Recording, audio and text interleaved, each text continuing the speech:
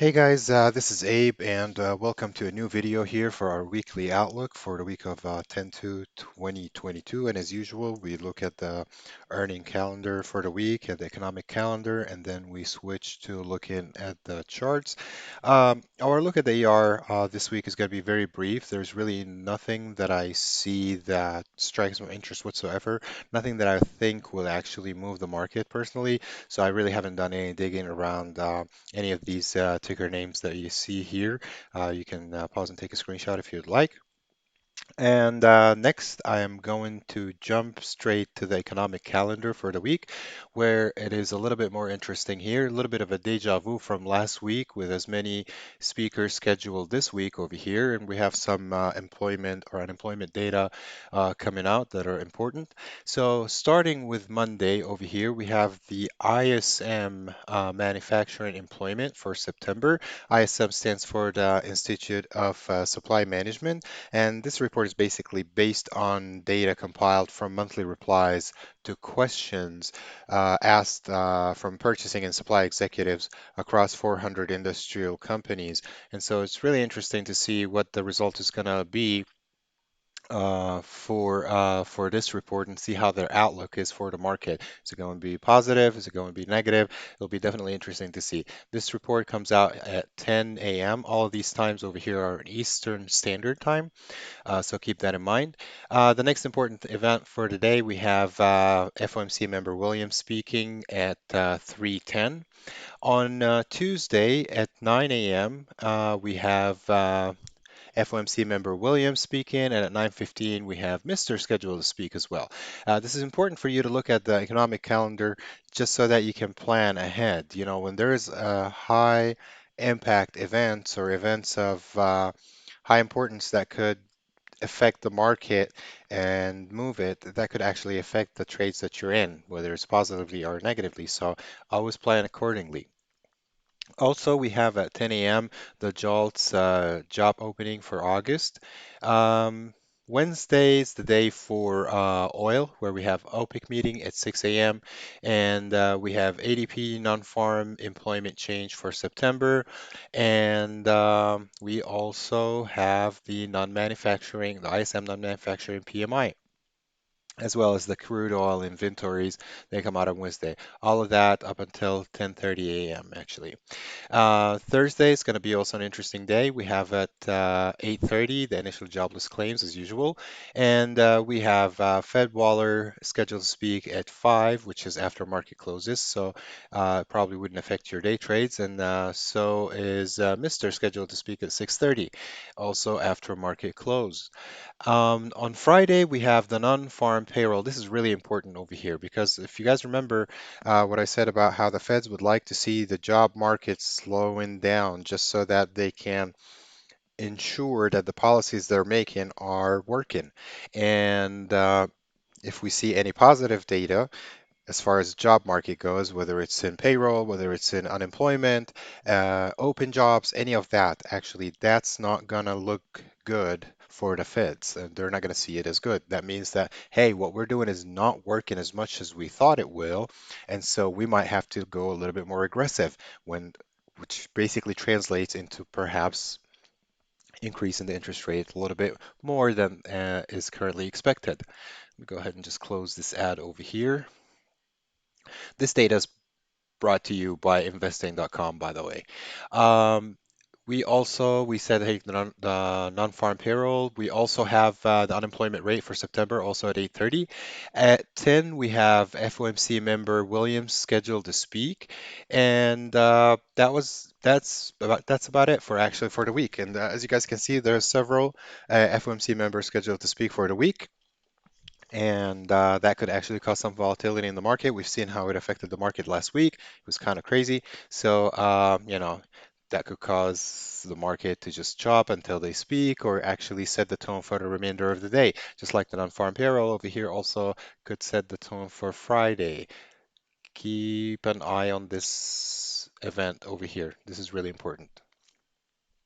Next thing, we're going to switch switch to the charts. And as usual, we look at ES and or SPY, and we also look at the US dollar index. We're going to take a quick look at VIX as well, and we're going to look at a few ticker names and try to figure out what is going to happen. So I was watching a video for one of my favorite futures traders, Mr. Yen, and he was talking about the levels that we have over here. And honestly, he's an outstanding man. If you trade futures, you definitely have to follow him.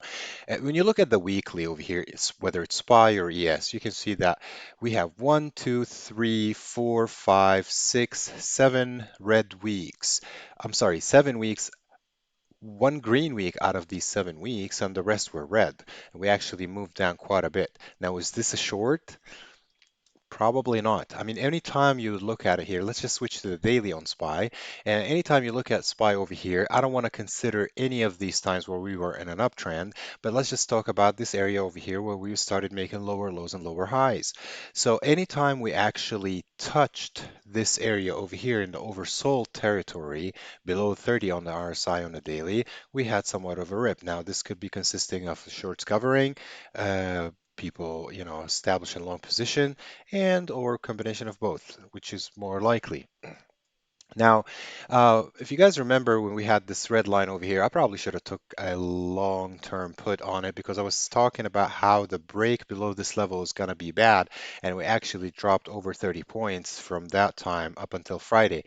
Actually, it was a really nice breakdown, and we continued all the way to the downside. But let's go ahead and switch to ES because that's where we do pretty much all of our analysis, and that's what we trade SPY based off of. It's basically the same thing, 1 to 10 ratio. So, you can look at both or whichever one you like. I just like to look at SPY because we can capture moves that are overnight, and we can actually see certain levels that you wouldn't be able to see on your SPY contract because SPY closes the day overnight. You can actually see these moves. So, fun thing I want to tell you here is that this is the second time for me to record this video. I recorded the first one and I realized that I was on pause the entire time, so I'm having to re-record it. So let's go back and look here at ES. And as we spoke before, that the break of this level over here, right around 36.22 or so, will probably trigger somewhat of a sell-off down to the 3600, which ended up happening on Friday. They just actually, personally, it didn't really work out much for me because I actually entered on a put on the break of the 3630 rather than the 3622, and I was in profit for a brief moment, and then we moved right back up, consolidated off of this area or mitigated, I'm sorry, off of this area over here, and boom, we dropped down and we hit the 3600 by the end of the day on Friday. Now, 36 is, like I said in the past, that was a very key level. Remember, resistances and supports are zones. They're not a specific number. And so, as long as you're within probably, I would say 20, 30 points from that area, you're still within that zone. I'm going to go ahead and look back all the way to November and December of 2020 actually, November and December, as you guys can see over here, this area, the 3600 area, acted as a resistance. We broke through it, came back and retested it once, twice, and from there we took off. And so this number indicates a real high importance. And so you definitely, I said to keep an eye on it, and we were more than likely to come back and test it. Now, we obviously retested it, and here we are in this area. Uh, I personally kind of tend to say that in this area, it's kind of dangerous to short. Reason being, again, when you look at the daily or the weekly, we are heavily stretched to the downside. We're oversold. And so even if we continue moving to the downside, unless there was some kind of a catalyst, like President Biden, something happens to him, or if Putin tries or attempts to use nuclear, that could actually send the market down.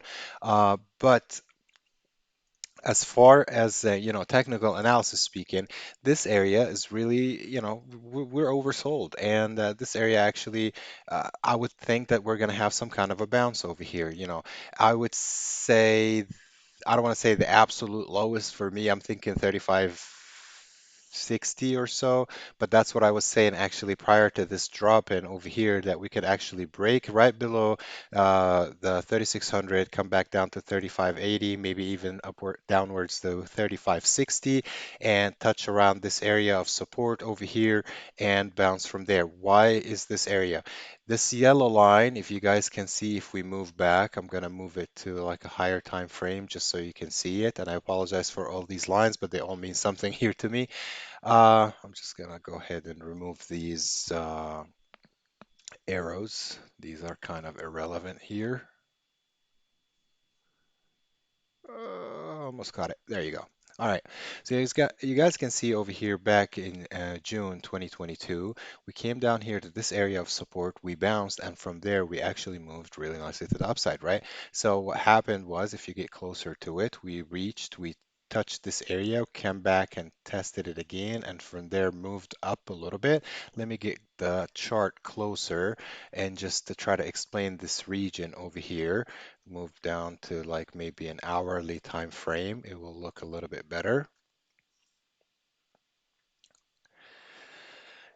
As you guys can see, we came down here, chopped for a little bit, moved back up, and this was your spring based on a Wakofian strategy. And, we moved up really nicely from around 3,700 upwards of about 3,950 or so. That was a pretty decent move, about what, 250 points. And so it's really important. I don't want to say that history repeats itself, but it usually rhymes, right? And so price moves in waves. Even if we are to continue going to the downside, I think that we will probably do something very similar. Come back here, chop a little bit, probably bounce from there. Now, what is the importance of this yellow line over here? Why did I say that it would probably touch it and bounce from there? Well, this yellow line used to be a resistance line from back in March. We have here, as you guys can see, we rejected it again in the beginning of April, and then towards past mid-April, I would say. And then we fell shy from touching it over here back in June, and then we continued dropping. We moved back up. We had a little bit of reaction back in July, and from there we broke and continued to the upside.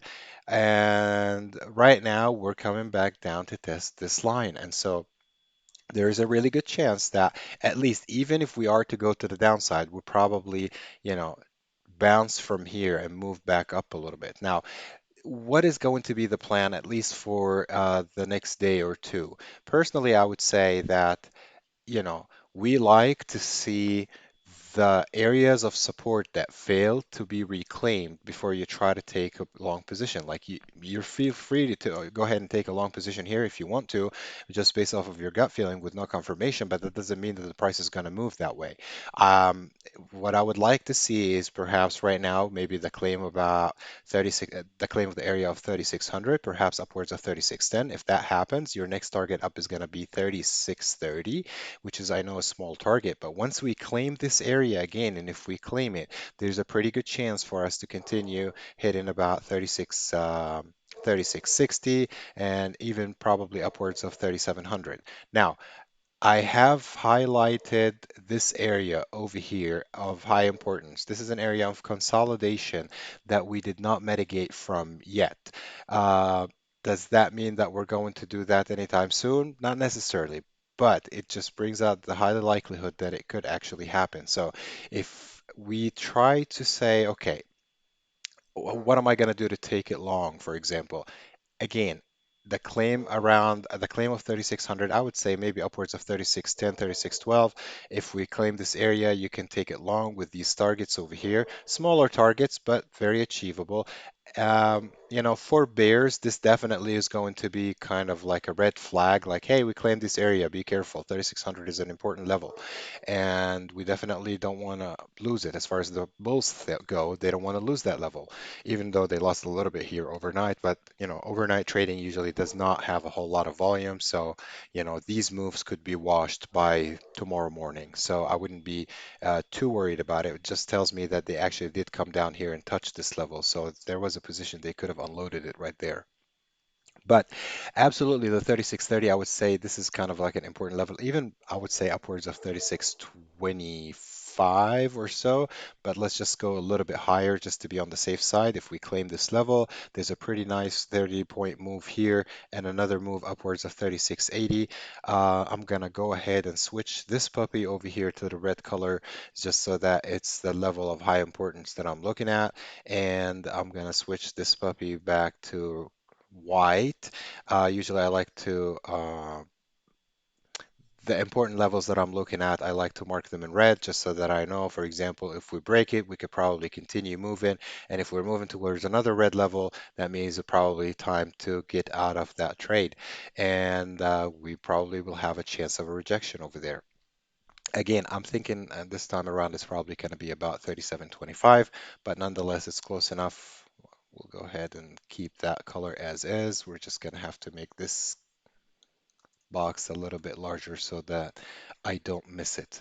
To the downside, as far as to the downside goes, if we come back and try to test the 3600 and we fail, or if we actually continue and we break below this yellow line, maybe below the 3550 or so, we can continue to the downside, but to find our next target to the downside, we're going to have to look at our supports that were formed previously, and from here, I can see that this level over here, right around 3540, 3543.50, that would be one target to the downside.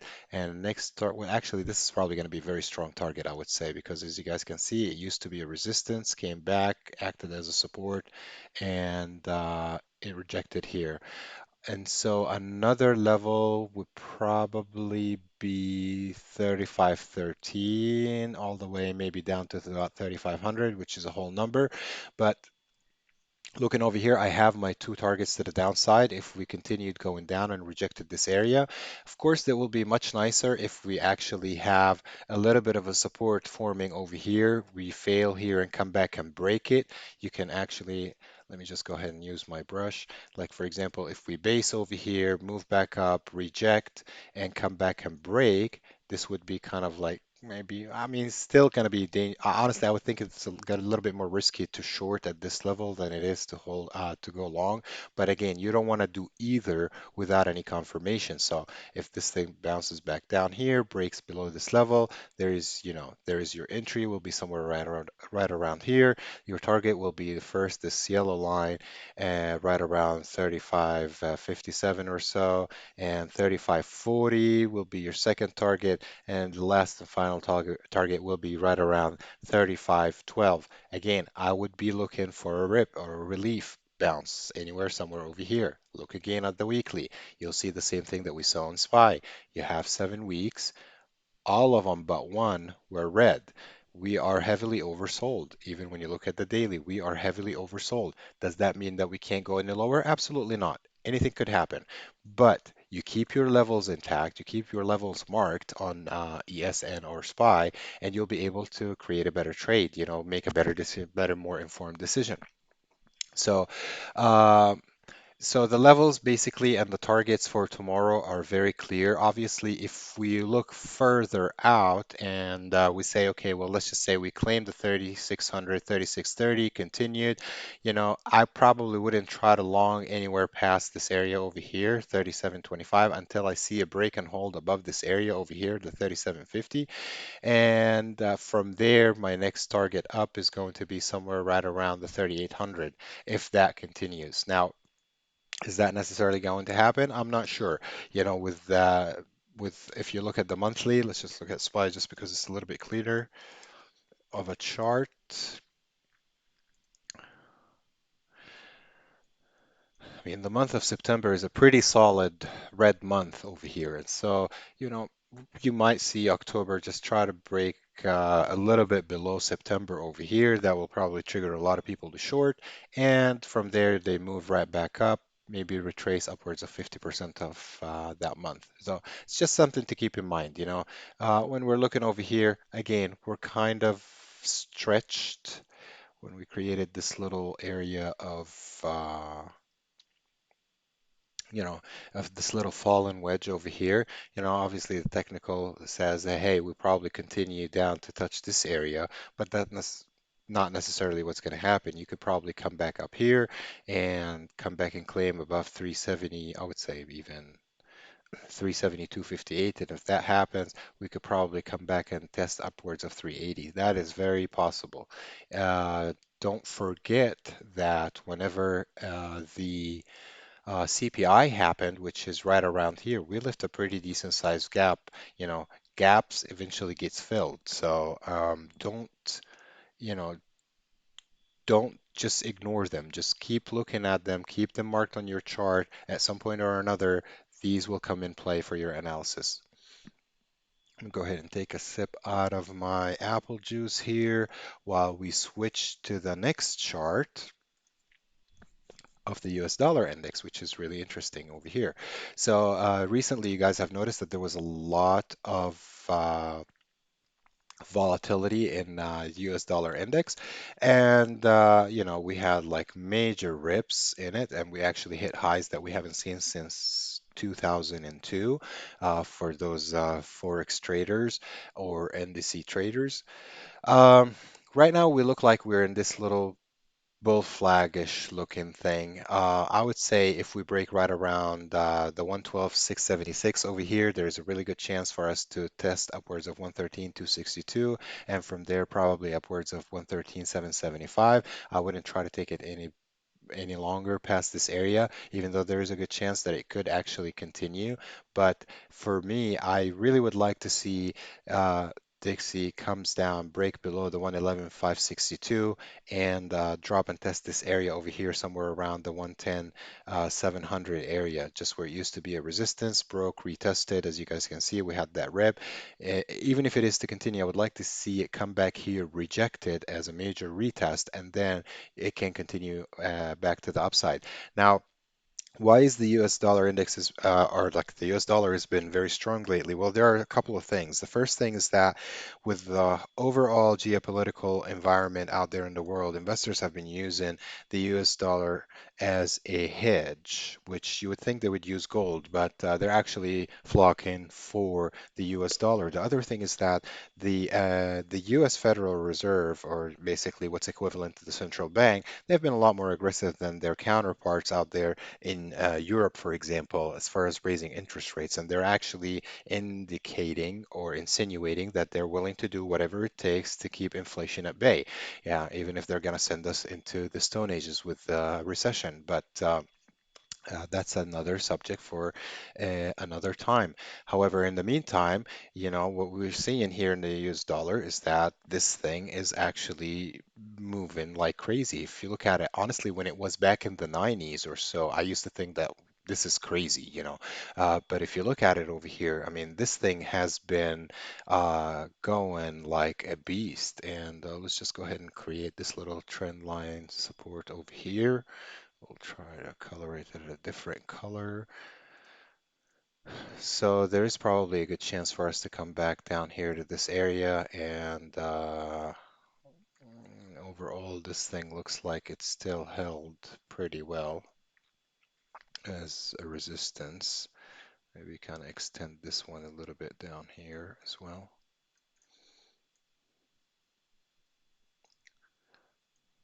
Just to try to determine like possible bounce areas here for the US dollar index. And so that will coincide with actually the ES. If you look at it over here, you would see that, whenever the US dollar goes up, usually you would see equities drop to the downside. That's because investors, they sell and they try to buy into the US dollar to actually go long and perhaps make some money over there, right? And so like move their money into their quote unquote safe haven. Um, One thing I want to actually, since we're back here at ES, one thing I want to just show off of the flow options over here. Let me go ahead and switch to that screen. That was not the one. That was on Apple. Let's just go ahead and look at the market and see whatever happened here after market close. And after market close, this is basically filtering out anything that's spreads, basically. So these are not spreads. These are all either calls or puts that are being bought or sold. So as you guys can see, uh, there was quite a bit of money that was actually dropped into sold puts, which again, sold puts is a bullish move. So that means that I'm looking to sell the put at the lowest possible point to get the most amount of money out of it because I'm expecting the price to go back up, which means that the puts that I sold for, let's just say, let's talk about this one, $3.19 million, dollars, that it will be worth only $500,000 by the time that I buy it back, and I'm gonna go ahead and pocket the difference. These usually they're sold at bid. You guys can see over here. That means that hey, they just sold the puts. They're trying to gather the money, and then you have a couple of calls that were kind of large as well for SPX. One for $4.6 million. The other one was for $8.14 million. They were both above ask. This is also very bullish. What does that mean? That means that they want it in on the action, regardless, even if they have to pay above the asking price for these calls. Now, it still doesn't mean anything. Just because big money has been dropped on this, it doesn't mean money that this was smart money. It could be dumb money. Just because someone dropped $4.6 million dollars on a call or $10 million dollars on a call doesn't mean that they know what they're doing. That you just have to, to get that idea out of your head, what you need to do is look at levels and just exclusively levels. So whenever we want to go ahead and look back at the chart here on ES, you can't just say, okay, well, I'm just expecting that we're going to come back down here and we're going to bounce off of this, so I'm willing to take a call off of here. It's best that you actually wait for a failed level of support for you. For it to be reclaimed, for you to go ahead and go the opposite direction rather than just try to catch a falling knife. So, for example, in this case, the reclaiming of the 3600, like I said earlier, to the Bulls, that's a positive thing. They don't want to lose this level. This level is of high significance to them. As far as the Bears go, they want to keep it below this level. So a reclaim of this level is going to show that the Bulls are actually a little bit more in control. So chances are, if we hold this level, we're going to move to the next one up, 3630. If we take that, I would say 3600 would definitely be kind of like a red flag for the Bulls. Like, hey, I'm sorry, for the Bears. If it was reclaimed as a Bear, they're probably going to start thinking, okay, maybe it's time for us to go ahead and start closing our positions. If they started being in control, we're not going to try to ride it on the way up, especially that some shorts are going to be covering or maybe have been covering around this level. And so you will probably see somewhat of a rip upwards of this area, 3630 and upwards of 3660. Like I said, again, 3700, you know, that price serves somewhat of a magnet, for a little while. And so, we might come back and gravitate towards it again. Now, if this fails again, like I said, I would like for it to form some kind of a support over here in this area. If this fails again, come back down and break below this support, then, it would probably be safer to take a put at that point rather than just go ahead and short the market as it sits right now. You don't get paid for the number of trades that you take. You get paid based on the quality of the trades that you take. The last thing you want to do is catch a falling knife, especially if you trade futures. This thing can get very expensive, for you to try to average down or so. Don't just give your money away, unless you're a scalper, you know what you're doing to try to, scalpers can actually, or day traders can actually, on a red day, they can still make money saying that all the money they made were off of longs. Uh, Again, they know what they do. They know how to scalp the market. They have a skill level that um, swing traders don't have. And so, um, I would definitely just wait for certain levels to be reclaimed before I go ahead, as a confirmation before I go ahead and take long or a short position. We looked at ES, we looked at Dixie. Now it's time for us to look at VIX over here, which If you know me, you would say that Abe doesn't really like the technical analysis on VIX, which we said it time and time again. It really doesn't respect technical analysis that well. However, there has been some levels of support and resistances that it has respected, um, previously from the beginning of 2022 over here. We have this little triangle area where we kind of, oopsie, where we kind of respected this trend line over here as support and or as resistance, and people that actually traded these lines end up making really, really decent money. So with the drop that we have in ES, obviously we have, we had a pretty decent move towards the top of this triangle over here, and we actually broke right above it, and we touched upwards of 35, which is something that we spoke about in I think, one of the previous videos. Now, this area seems to be a very strong area. I would like to see VIX probably come back within this triangle. Hopefully, when it happens, the Santa rally could probably start happening. I don't know. I mean, when you look at seasonality, usually towards the end of the year, stocks start rallying or start moving to the upside. A lot less selling happening. But then again, you can't take the macroeconomics out of the picture. Looking at the geopolitical environment out there and looking at the data that even the U.S. economy is producing as far as employment, looking at all these indicators for inflation, because again, we kind of seen that happen a while back before the Fed started raising interest rates, because I think personally that they were kind of late to do so, and that's why they're having to go a little bit more aggressive on it. Um, Clearly, the war on Ukraine didn't make things any better. When I say the war on Ukraine, I also talk about the sanctions on Russia. Honestly, I didn't think that it poured in the benefit of the consumer. Setting moralities aside, obviously, I understand that people feel strongly about this. I do too. But yeah, at the same time, it actually, we're actually paying for it. And so, with higher gas prices and LNG, liquid natural gas, and so we're gonna have to fit the bill basically. So looking here again at VIX, we see that once we broke above this little line over here around the $31, said $31, around the 31 area, I would say this area over here of resistance, we might come back and test it.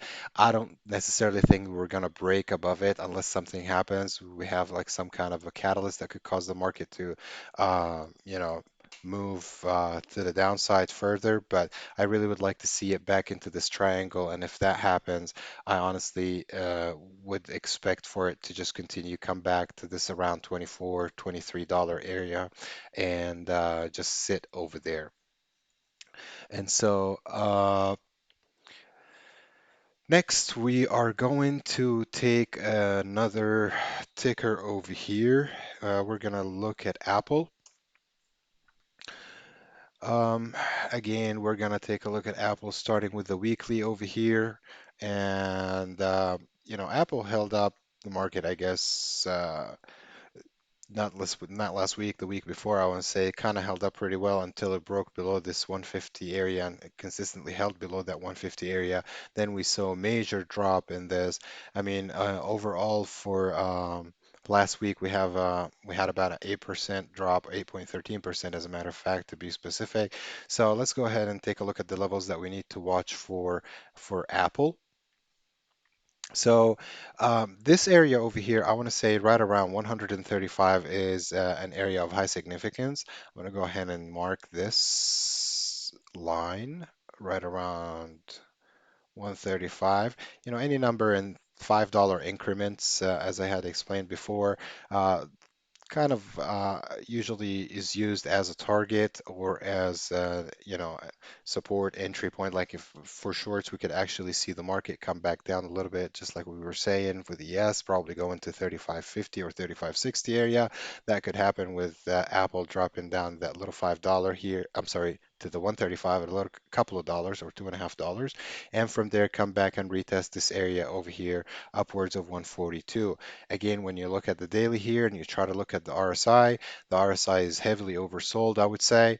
And The last times that we touched these levels, we had some nice moves to the upside from there. That doesn't mean that we just have to absolutely bounce, you know. I mean, if we come down to about 135, I would absolutely like to see just a little bit of an area of support, maybe building up right around 140. And if we reclaim that 140 area, we can move upwards of 142, 143. From there, you have your levels like this.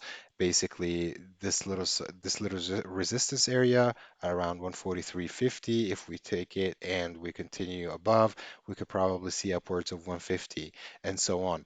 Now, we are still in a downtrend level. There's this little miniature kind of channel that we have over here that started on the 27th. So there's basically your two touches for support. And go ahead and look for two touches for resistance over here in this area. And so, you know, obviously a break above this area over here right around 143, let's just say 143.70. I'm looking kind of like at a rough kind of like general numbers, like a little over 143 or so. This actually could indicate like a pretty decent move to the upside. However, you know, once you're at this support area over here, you have kind of like two supports hitting here from this little channel and from previously, as you guys can see here on the chart, from back in June and back in May as well, even though we dropped a little bit below the 130 over here in this area. But I would still say this area is the one of importance, maybe even all the way down to 133.34. But I will leave the $5 increment like for 135, and I would put it right here. I'm going to go ahead and add a red line right in this area over here because if we reach it, I would definitely be interested in going long here in this area. You know, to the downside, I would say if we break and hold right below that 133 area, there is a good chance that we continue down to 130. Again, that would form another support over here in this level around 130, $5 increment. It's a whole number.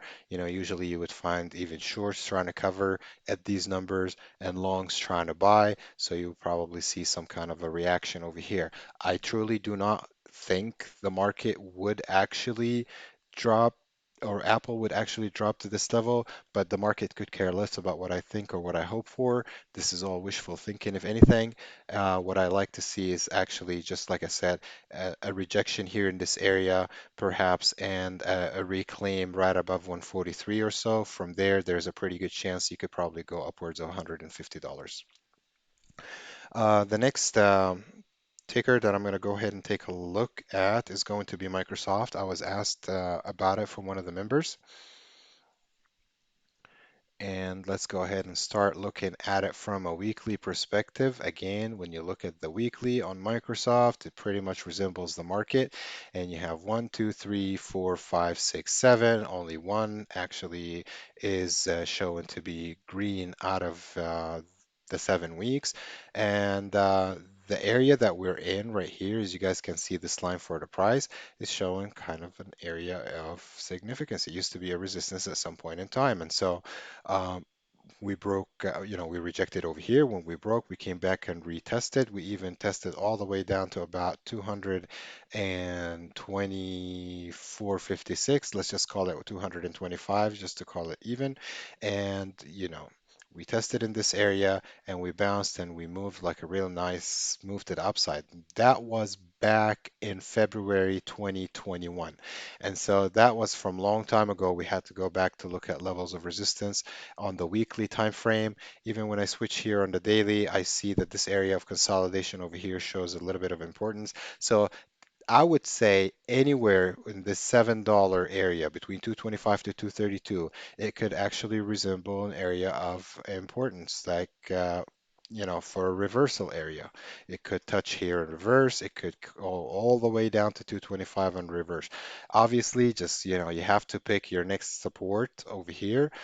So we're just gonna take a look at it as it sits right now. I honestly wouldn't think it would be nice to take it long unless it goes above 200 and perhaps upwards of 241, 241.33, unless you want to try to, risk it and take along from this area over here and have your stop loss right below the 230. If we break, then you just, get out of the trade. Otherwise, you'll just move to the upside. This area of consolidation, usually I'm not really crazy about trading. Let's just go ahead and create a little box over here in this area. As you guys can see, you have, I mean, some people love to trade these. They just say, okay, well, this is support and resistance. But, I mean, just wait for the break outside the box. Usually what would happen is one of two things. That would choose a way. Once it consolidates, it's basically the big money is built in a position, whether it's short or long, right? And I don't really care which way they're moving. I'll just wait for it to happen. So if we break outside the box, chances are we're going to go back up, might come back and retest this area, and from there continue back to the upside, which is, in my thought, would probably be the likely thing to happen. The other one could be probably a breakdown here, come back, retest, and move back down. Remember that you need to have realistic expectations and realistic targets anytime you are trading a stock. So unless you're holding for the long haul, for me, because I'm a day trader, I'm always looking for the next target up and the next target down. So I don't really care if it ends up going to $270. If I trade this here, for example, and I take it, whether I take it here in this area, whether I take it on the breakout of this area, whether I take it out on the break of this box over here, usually my next target is the next resistance to the upside, and that's it. I don't care if it just kept ripping and it hits $300 at that point. I got out at the target that I saw fit, because normally what happens is you will see a reaction right around the next resistance. It's not normal that you would see a parabolic move on stocks, especially something like Microsoft or any of these blue chips. You may not see a huge move one way or the other. These stocks are heavy to move. It takes a lot of money to move it, you know, few percentages. And so always make your targets realistic. Stay profitable, stay consistent. It adds up. Before we look at the next sticker over here, I just want to say that if this is the first time for you to watch this channel, please consider liking and subscribing to this channel. We trade on Discord live every day, and you will have the Discord link in the description section below. Please join us. We are running a special for a free month for the first month. The details will be in Discord. Feel free to join. We would love to have you there. Give us a shot. You have a month, nothing to lose. You can actually check us out, go around the Discord and see the results that we have. All of our results are listed, are true, and are adjusted based on the number of trims that we have for that day.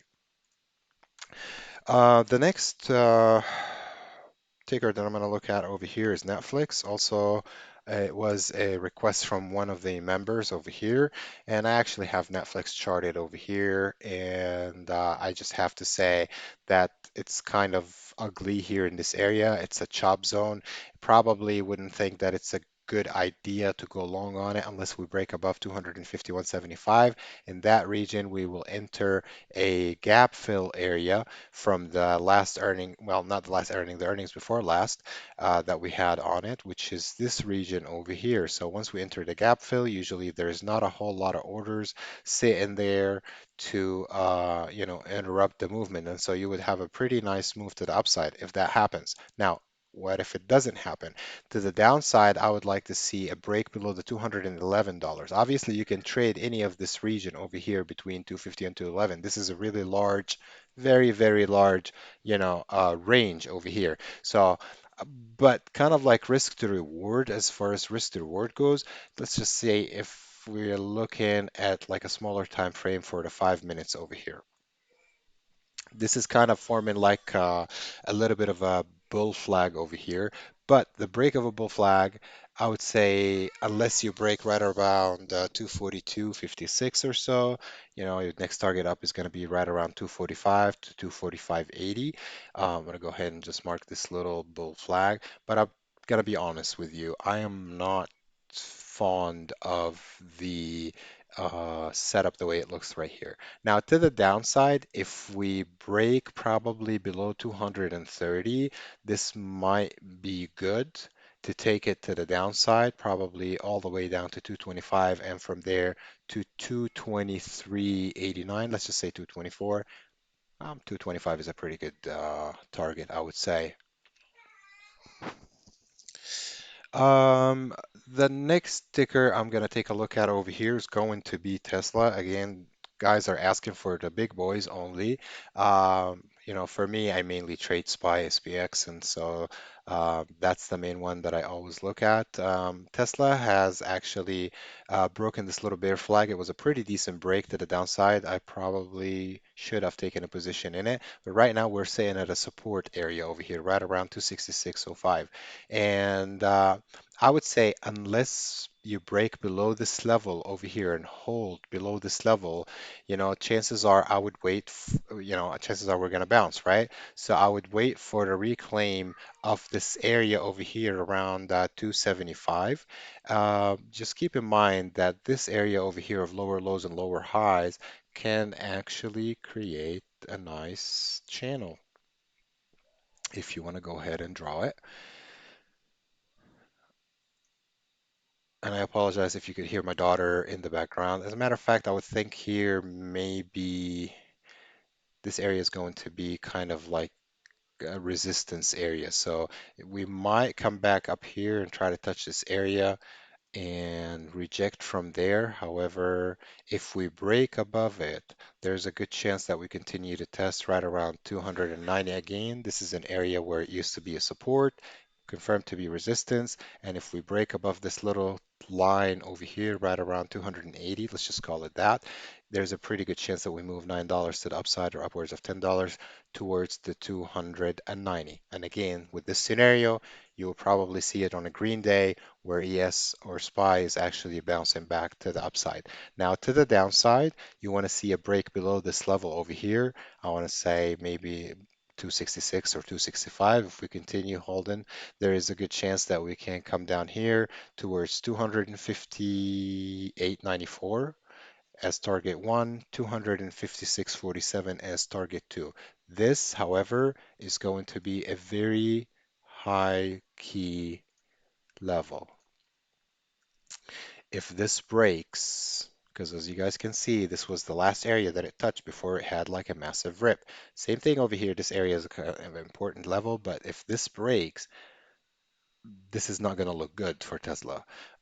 We could probably see it down to where it's 250, and from there, probably even lower than that. But why is it important when key levels start breaking, and some sell-off starts happening?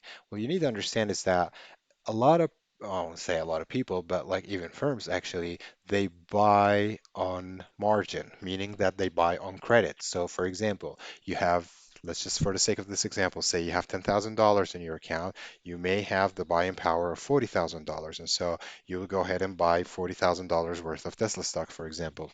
It would be pretty dumb to actually go all in on one, but people do that anyways. And so when that happens, when the Tesla stocks start dropping, a 25% drop will wipe out your $10,000 balance. And so what's going to happen here is that you're going to start having margin calls because people are going to start losing money they don't actually have. And so brokers will start closing these positions or force closing these positions, causing a sell-off. And so looking at a lot of stocks that we've seen in the past, like Teladoc, for example, heck, even Netflix, Baba, a lot of these stocks when they started dropping, and some stocks actually even dropped pre-COVID levels, and these stocks were purchased at higher prices on margin. And when they started dropping, that kind of triggered margin calls. These forced closures for the positions or forced sell-offs caused a lot of people to lose a lot of money just like that. And that's why it's important for you to see, like, whenever you see these big levels that could actually trigger a bit of a sell-off, that would actually come to mind usually margin call, just keep that in mind. I don't trade on margin personally, even with options, I always trade on a cash account because if I have $1 I'm willing to risk, I will risk that $1. I'm not going to risk $10 that I don't have. And so, people should think that way. And the reason why these moves happen is because, again, margin calls happen. They make great money when they do go green, but they lose the money quickly when it's going the other way around. Um, I'm going to take a quick look at Bitcoin, even though I don't really trade crypto, but just for the sake of things over here, we're looking at crypto. A lot of people like to look at Bitcoin. Honestly, Bitcoin, I am thinking that, okay, I am still a little bit bearish on it overall. I mean, but again, doesn't mean anything. I really don't have a position in Bitcoin. I don't really trade crypto, but I just definitely like to look at it and analyze it over here for the guys that do. I would say to the upside, unless we break, outside of this channel over here that has been respecting since November of, even before November of 2021, I would say this is kind of like your key level for support area. If we break below this, you have a really good chance this thing could drop probably towards 15,000 and from there 12,500 or maybe even lower. This is not like being recorded just so that I can say I told you so, but it looks like it's kind of bearish, honestly. And same thing with crypto. It's a heavily leveraged trading world. And so a lot of people, when they trade crypto, they trade it on leverage. And so it's easy to liquidate these people and just wipe out billions and billions of dollar. Um, but as far as the technical goes, I mean, unless this level breaks and end up going claiming the $25,000, I would say, or even 25,390 to be specific, unless we claim that level, Bitcoin, in my eyes, is still looking bearish, and it's still looking to go down towards probably 15,000 and maybe all the way down to $12,000 dollars. So obviously, I don't look at smaller time frame when I'm looking at something like Bitcoin because I'm just looking at it kind of a high level. Like I said, I don't trade it. If I want to go like on a smaller level, uh, I would be very wary trying to take any calls above 2,500, 20,500 unless we break above here. And even when I do, probably wouldn't hold for a very long time, but because there's a good chance that it could reject over here. And so I would think we probably see a drop to the downside. Probably would say if we break below 18,250, there's a good chance we come test this low over here that we had of about 17,750, and from there we'll just have to see because your target, your supports are going to be from there. You'll have a okay support, I would say, right around 16 to 50. But if that fails, which if we lead to that point, I think we would see a lot of failures. 15,000 is going to be next just because it's a whole number. And from there, we probably continue to see the $12,000 level. Once we get to the $12,000 level, I think there's going to be a heck of a lot more buyers waiting over there to try to, get into this token or contraption, whatever you want to call it. I don't really have anything against crypto. I just simply just don't trade it. But I definitely see it coming down here to this level. Don't know when, don't know how. If it ever drops below 10K, I probably would try to get some because it will be definitely interesting at that level. Um, Most people have it higher than that, so um, eh, to get liquidity, eventually this thing is going to have to bounce, and it will be a very long hold. But this is pretty much concludes this video for today. Thank you guys so much for tuning in and watching this entire video. I know it's been a long time.